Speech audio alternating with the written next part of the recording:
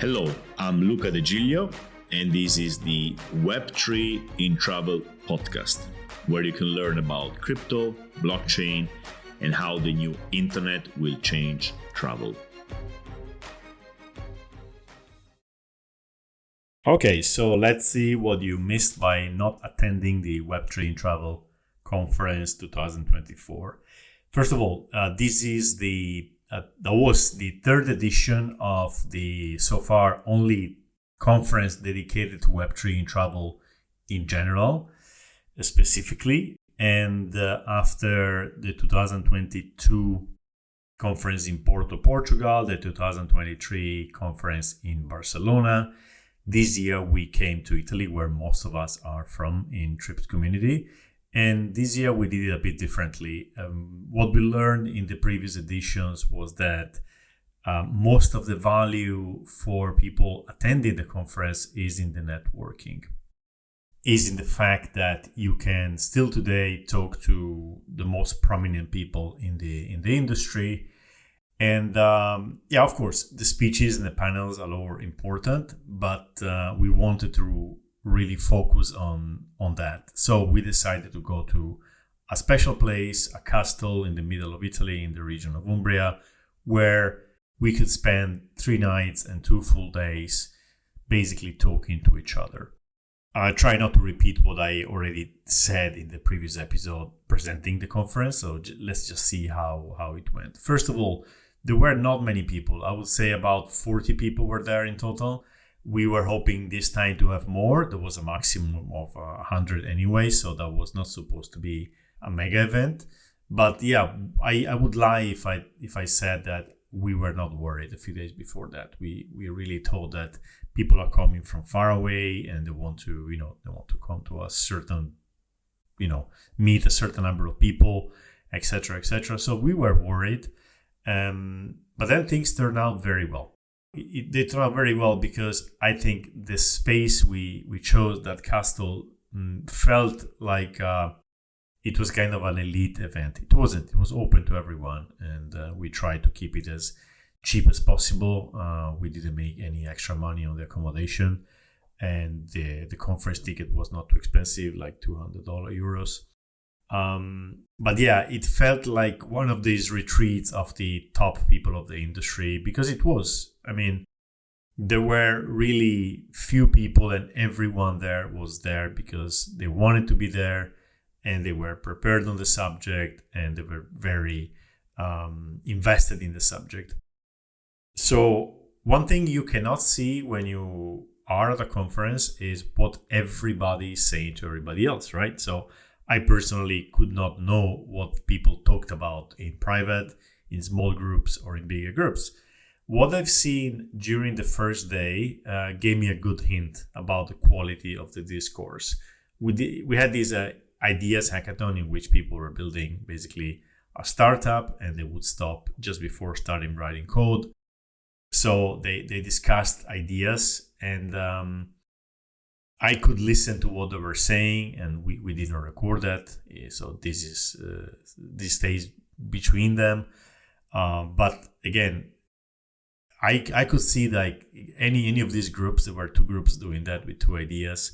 Any of these groups could have been a very interesting startup. And again, the quality of the conversation was very high level from every point of view, commercial, etc., etc. So yeah, and then what did I get? I got feedback from people. Again, feedback is not pure data.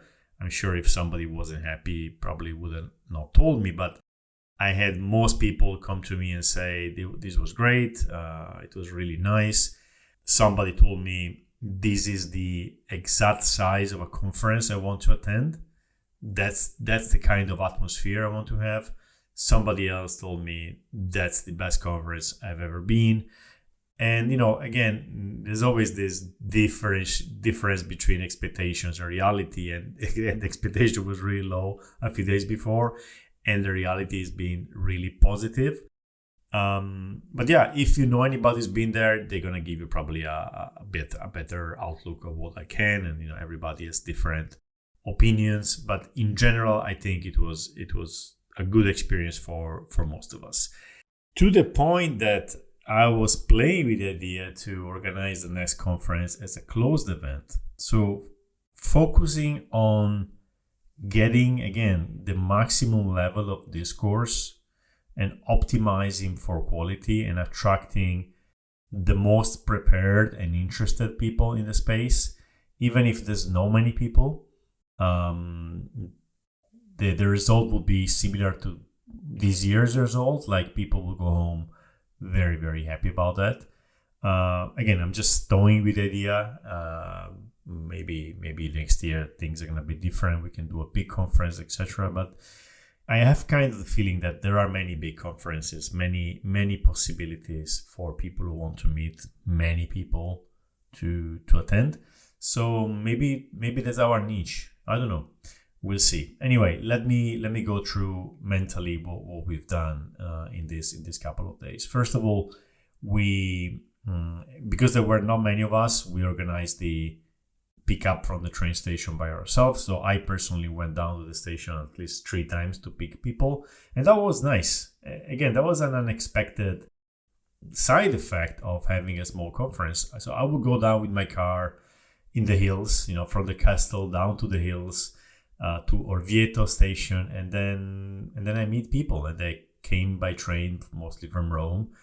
And then we have the time to speak, waiting for the other people. Then everybody arrives, so we get in the car and we get this 40 minutes of drive with the sun in the middle of the hills. And again, great way to meet, right? Not just a quick handshake at the conference with the neon lights, but a completely different way to meet. And we are humans, and we appreciate these things, especially, I would say, unconsciously often, right? And especially in the AI age, where digital is becoming closer and closer to reality. I think we will look for and be hungry for completely offline relationships of higher quality. Today, in today's conferences, the big ones especially, it feels sometimes like a way to imitate what happens online. Quick meetings, get to the point, try to meet the most important people for you, never really having the time to sit down and get to know people, and maybe discover that, that person which you would have dismissed, I don't know, at the meeting in the work trade, what is it, the WTM in London or the ITB in Berlin. Actually, that person is interesting and has interesting ideas.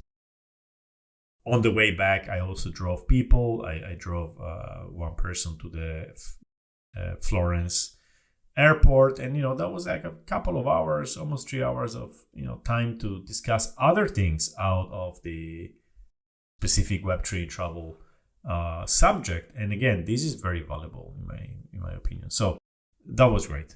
So we had these 2 days. The first day was a few speeches. I'm not gonna bother you with the titles of the speeches, but we talked a lot about AI and crypto. That was actually what I talked about a lot. We talked about the perspective from Silicon Valley. Beat Blazer presented the next day the tech cheese competition. We talked about legal challenges with Christina from Chain for Travel.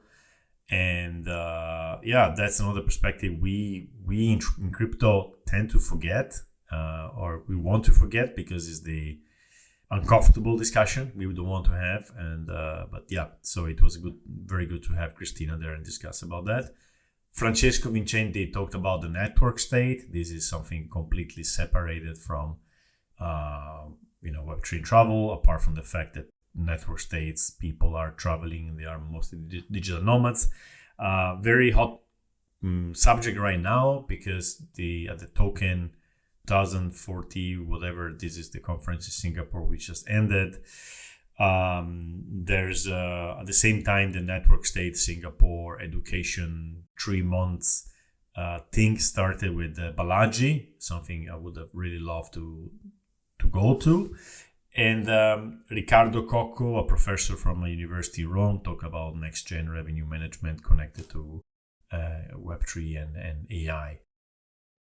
And with a couple of ideas, I had created like 30 different ideas with AI, incredible quality, and they picked two of them. They changed them. One was a decentralized luggage tracking system, and the other one was a travel benefit claim automation. And the luggage one won. People went. So one of the persons from the group went on stage to present the idea, and then they were voted. Actually, people invested fake money. They had liras, the old Italian coins, and they basically bought shares in it. And then with the shares, people got certificates of ownership for future bragging rights. There's a whole thing behind that. We're gonna do NFTs for them, etc., etc. So that was actually very entertaining for me, and also very interesting how people would interact with each other. And I discussed this in the past, so I won't repeat too much. But that was a nice thing. I think we can repeat it. After that, we had some aperitif. Actually, we had aperitif the evening before, but anyway, we had this big dinner in the hall. I didn't feel well in the night. I had too many drinks. So the next morning, no, that was the day before, sorry. So actually the first night I had too many drinks, I suppose. And I was pretty sick, but then it was okay. The second day, it was dedicated to the Tech Trees semifinals. So we had, I think, 7 startups managed to come to the conference, and they pitched. One of them pitched remotely. That was Mint Pass from Sam. And that went well. We had votes, we had discussion with the judges, etc. And then they were so good that we decided to bring to the semifinals actually 4 of them instead of 3. And the startups were Mint Pass, which does collectibles for travel, Me Protocol, they do loyalty, Void Travel, they do loyalty too with more DeFi, and DataKite, they do bot protection for mostly airlines. And and also the others were very interesting. So I proposed them to the ones who didn't win, I proposed them to come to the podcast to have an interview in the next month, so we can know more about what they're doing and how they are developing the idea, etc. So yeah, that's basically it for the conference. I could say many other things. I can also say that we as Tech Trees, which as you know is a new adventure for all of us, we were able to talk to each other, have a quality time together, and make it a bit stronger and prepare ourselves for the next big step, which is the finals in Zug. I mentioned this in the last episode, so I won't repeat about that too much. But in a few days from now, and probably in the past, by the time you listen to this podcast, we will be presenting in the CV Summit, Crypto Valley Summit in Zug in Switzerland.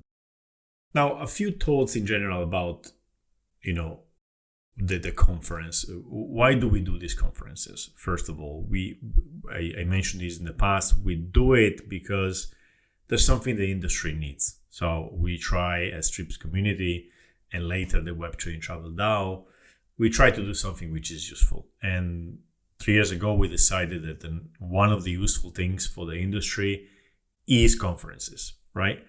By the way, just for fairness sake, I said this is the only conference about Web3 and travel. Actually, no. There's the Unchained conference organized by Chain for Travel.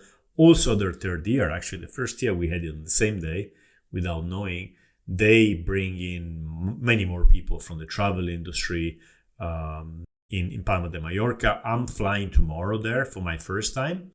So I'll let you know more after I go there. So if you want to meet many people from the travel industry who are interested in the Web3 side of things, that's another conference where you can go. And again, there's probably more people there than at our conferences. So why do we do them? Well, we do them because it's something useful for Trips community to do, and Trips community stays alive by doing things, right? By cooperating on projects. We don't do it for money. We lost money this time too. We lost at least 2,000-3,000 euros again. But this doesn't matter. It's not the point to make money for Chips community or for Web3, the Web3 in travel DAO, which this year, by the way, the whole DAO aspect was really weak. Why? Because people did not respond. So last year in Barcelona, for some reason, many people got in, they came to help. We had these monthly calls for months and months, and it was very active. And this year, maybe because most of those people decided not to come, maybe because of the location, nobody really wanted to help. So just people from Trips community helped. And basically this conference was mostly organized by me and Francesco only, which is okay. So we didn't really push the DAO side of things. It's a bit a pity, but okay. People who came to the conference, they helped. Steven is a guy who came from Australia. He was very helpful, for instance. And everybody was there, kind of made the conference with us. So we're gonna distribute a few more NFTs in the following months to people who help. Who knows where this DAO goes in terms of organizing conferences, right? It could be really worth having one of those NFTs. So yeah, we don't do it for money. We don't do it we just do it because we want to do things. But what do we get out of it, right? I mean, what do I personally get out of it?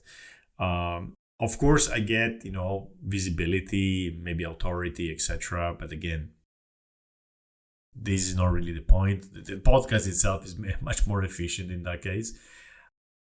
I do it also because unless I manage to meet people personally, I don't feel to have a grasp of the industry.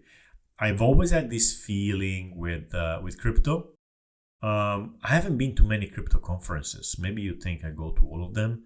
I haven't. I started wanting to go to those conferences right before COVID, so I didn't go.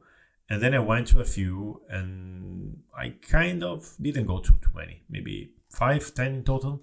So I haven't met the most important people in the industry. I haven't met my heroes in a way, right? I've seen Vitalik from a distance. I know I met a couple of times Andreas Antonopoulos, which most of you have forgotten by now, and this is a big mistake if you're in crypto. But yeah, I'm not really one of the insiders of the crypto space. And I want to be one of the insiders of the Web3 travel space, being, one of the people who talks about it a lot. So I need to meet people. And this is a great way to meet people, of course, the conference. And this kind of conference is even better, right?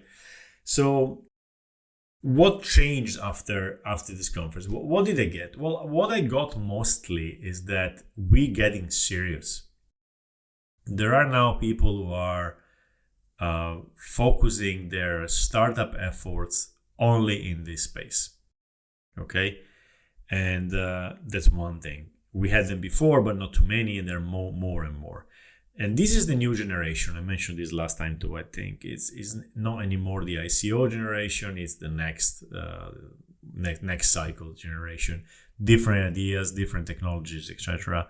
Much more sophisticated ideas than, the decentralized Airbnb, as we had at Trips, or the decentralized Booking.com, as others have done.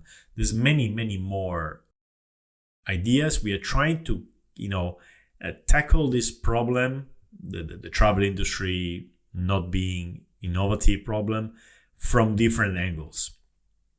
So it's much more exciting. There's much more food for thought, right? And so yeah, and the people who are doing this are pretty advanced. That's another thing you cannot really get by simply reading about a startup, right? When you have the chance to sitting at a table and talk to people, like I did with Simeon from the Kite, you discover, for instance, that he was one of the people there when the Tron network, the Tron blockchain was launched, right? And then you can hear his story, etc. So you can actually get who's behind this, right? And again, I think we have really solid people behind these ideas.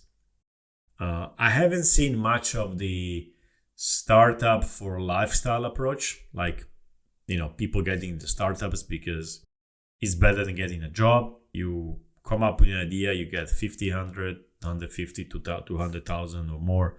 And then, for a few years, you're fine. And don't tell me this is not a temptation everyone had. I had it. I had this in the past, right? When I didn't really know what to do or where to go, I said, maybe I launch a startup and at least I get a salary. And I didn't do that. I mean, when I did my startup, it was different. But after that, that was the temptation sometimes. And so I'm not even saying people who do that are guilty of something. This is just how it's just too attractive. It's high status. It's still high status to launch a startup. And someone on Twitter was saying this is actually a problem. You don't want people who go, who try to do high status things if you want them to be effective. But I've seen people who are trying to do Web3 travel startups who are really looking and really focusing on the problem itself. They really want to solve this problem. Of course, not all of them. I can't really know what's in their minds, etc. But the feeling was, yes. I mean, the right people are there. They have the sophisticated ideas. Are there the right ideas? That's only for the market to say, of course. But the ideas are interesting, intriguing.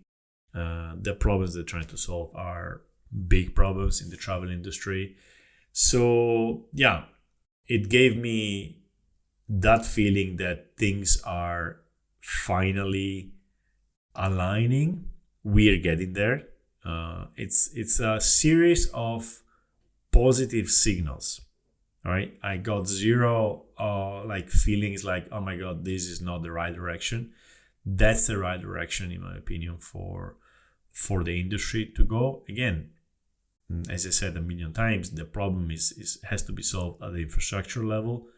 No single startup will solve the crypto problem, the crypto UX problem, crypto adoption problem, the crypto security problem.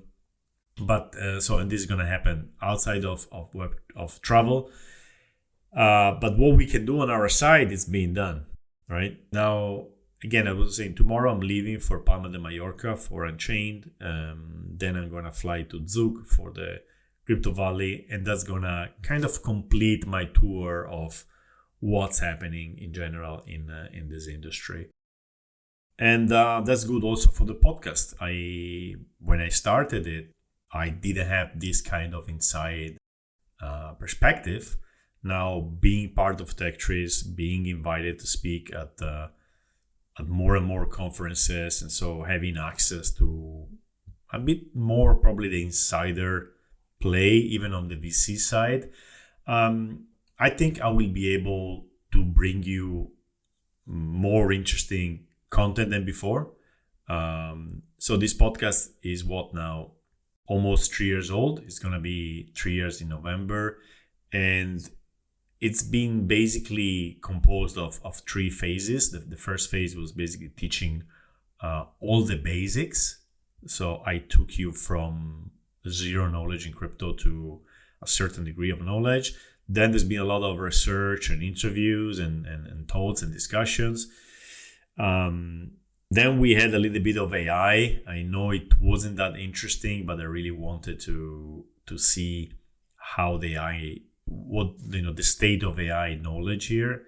And so I had a few interviews with AI. And the next phase is going to be, from the other side of the table, from the investor side of the table, something I could have never brought to you otherwise. So it's still worth going on with this podcast. I know I slowed down a lot, but I'm sure I'm going to have a lot of content in the future to share with you, and I hope you can keep following me in this adventure. So short episode, leaving tomorrow, many flights. I'm going to have to pack my bags, make sure I don't forget that beautiful t-shirt I've done, Web3 in Travel. Is a derivative of the Magic Internet Money meme from 2011 or 13. So thank you for listening, and talk to you soon. Bye.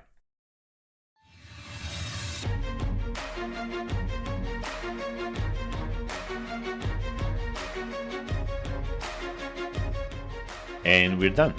Thank you for listening to this episode.